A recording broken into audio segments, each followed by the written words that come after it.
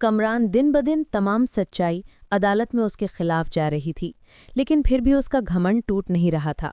उसको लगता था पैसा सब कुछ खरीद सका है। कोर्टरूम के बाहर खड़ा होकर वो हंसी उड़ा रहा होता है, सहर कुछ नहीं बिगाड़ सकती मेरा। लेकिन अली ने उसका सबसे बड़ा प्लान ही पलट दिया। कमरान ने सोचा था अली को डरा धमकाकर अपना साथी बनाएगा, लेकिन अली ने साफ कह दिया था, मैं गलत का साथ कभी नहीं दूंगा। तभी कमरान के चेहरे पर पहली बार घबराहट आई थी। अगली रात ज़ीशान बाइक पर ट्यूशन सेंटर से घर लौट रहा होता है।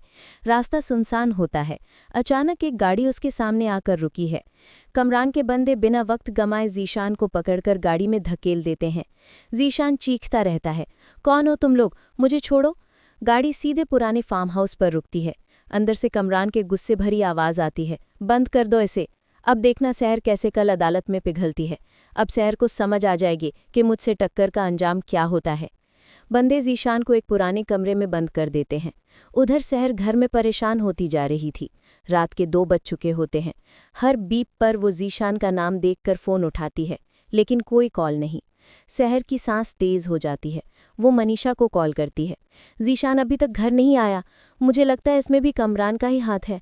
मनीषा कहती है, सहर अगर कमरान ने ये किया है ना, तो वो हद से ज़्यादा गिर गया है। सहर तुरंत अली को कॉल करती है, अली ज़ीशान गायब है, मुझे नंबर से अनजान कॉल भी आई थी, कह रहे थे कि इससे पीछे हट जाओ। अली की आवाज़ एकदम सख्त हो जाती है, मैं आ रहा हूँ, उसका फ़ोन ट्रैक करवाता हूँ। इधर रोहित मनीषा के पास आकर कहता है, हमरान अगर कुछ करेगा ना, वो पुराने फार्म हाउस में ही करेगा, मैं जगह जानता हूँ। अली और रोहित दोनों पुलिस के साथ फार्म हाउस पहुँचते हैं। गेट लॉक होता है, लेकिन अली बिना सोचे समझे लकड़ी का दरवाज़ा तोड़ देता है। अंदर कमरान खुद मौजूद होता है। एक पल के लिए वो भी डर जाता है। एसपी जो है पुलिस के साथ आते ही चिल्लाते हैं, कमरान तुम्हारे जुर्म पूरे हो चुके हैं, अब तुम सीधे हवालात जाओगे। पुलिस कमरान को हथकड़ी पहनाकर ले जाती है। अली और रोहित ज़ीशान को बंद कमरे से निकालते हैं। ज़ीशान बेहोश होता है। अली उसे कंधे पर उठाकर एम्बुलेंस तक ले जाता है। सुबह अदालत में कमरान को जज के सामने लाया जाता है। उसका चेहरा बिल्कुल पढ़ नहीं पा रहा होता।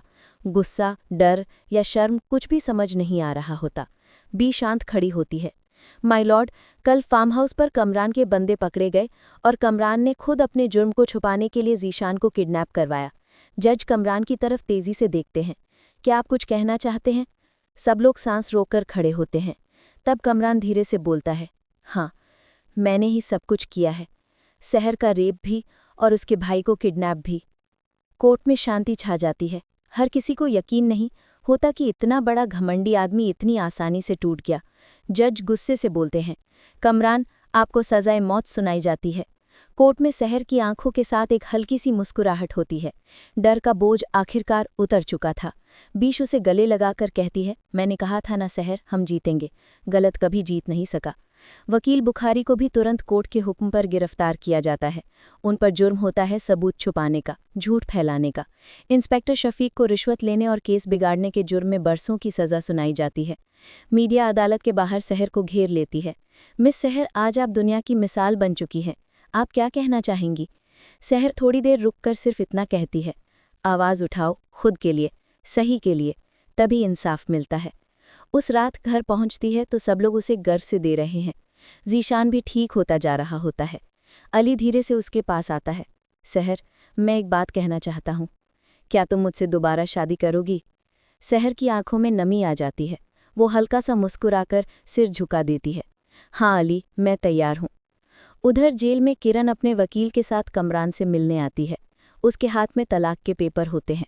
कमरान रोकर कहता है, किरण मुझे गलती, लेकिन किरण उसकी बात काट देती है, गलती नहीं, गुनाह कहते हैं इसे, आज के बाद मेरा तुमसे कोई ताल्लुक नहीं। वो साइन करवाती है और पलटकर चली जाती है।